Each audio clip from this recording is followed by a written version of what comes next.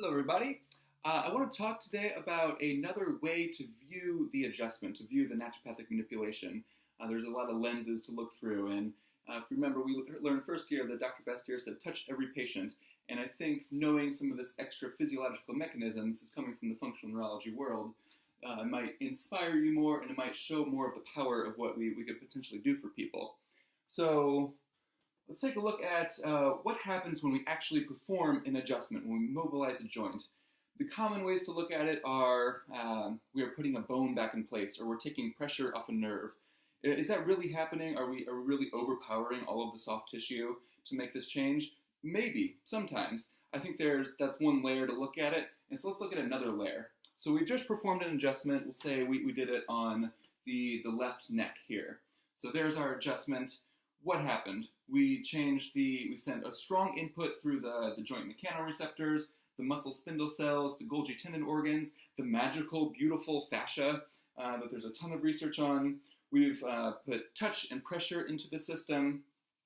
So when this happens, all of this powerful information runs up the spinal cord and it goes over to the same side cerebellum.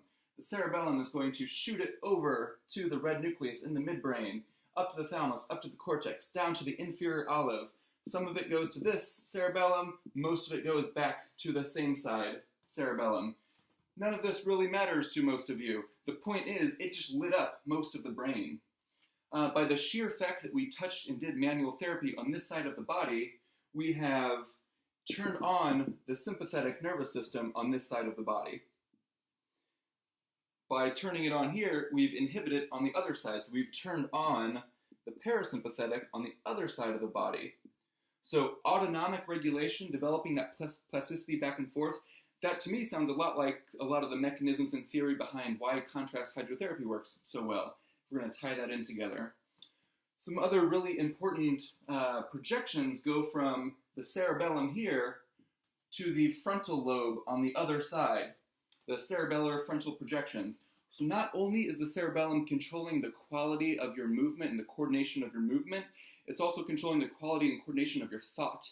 And there's good research on that. Look up dysmetria of thought if you're interested. So why can the visceral manipulation folks find a thoracic vertebrae out of place and manipulate the liver, provide stimulation and touch to the liver, and then the bone goes back in place? You know, this has happened. There's many anecdotes about putting the spine back in place through craniosacral or some light touch techniques. Why are all of these different methods and modalities working to kind of have the same output depending on the patient?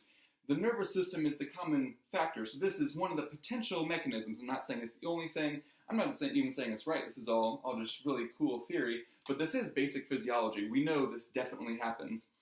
So when you stimulate the cerebellum is what's controlling your muscle tone. So maybe when the muscle tone is resetting, because all we've done is we've activated the system, it's had the ability to have this energy and now using it to recalibrate and resetting itself.